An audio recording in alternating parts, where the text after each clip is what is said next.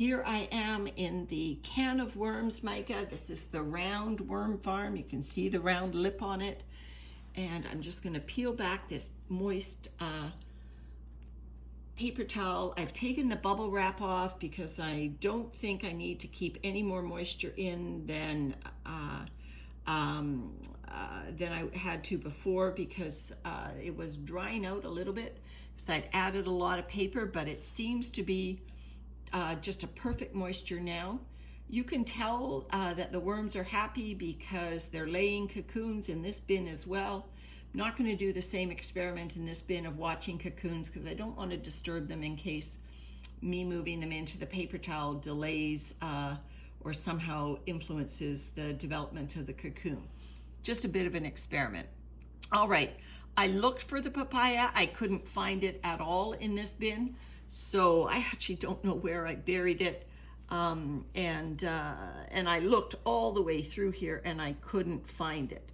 So it must be consumed right down to small pieces, which is great because this is the bin that was a bit slower than the other one, but maybe not anymore.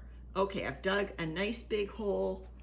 I get my end to my other leek. So there's the cut end.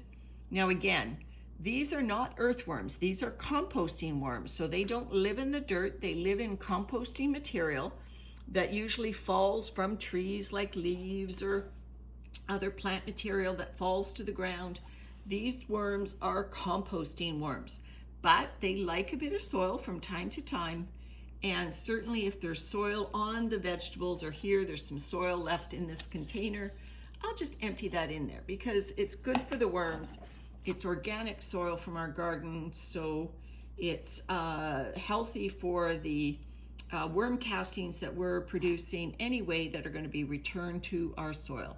So here it is, nice and moist. I've buried the leek in each bin. I've buried it by the pink tag. So I'm just going to push the bedding back over, Micah, give it a nice pat down, say goodbye to the worms, don't disturb them again. And I made them a nice big batch of food today, and I may actually give the worm cafe a little bit of the leftover food right now, even though it hasn't been frozen, because I have a little tiny bit left in the container. And then tomorrow, after the food has been frozen overnight, I'm going to feed the worms because I do think that they needed a little bit more food. They seem to be looking for nourishment.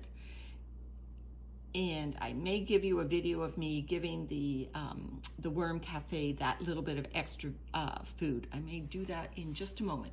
All right, Micah, so the leek is in the ground or in the compost. We will watch it over the next few days, and hopefully the worms will attach themselves to those roots of the leek and find lots of microbes from the soil.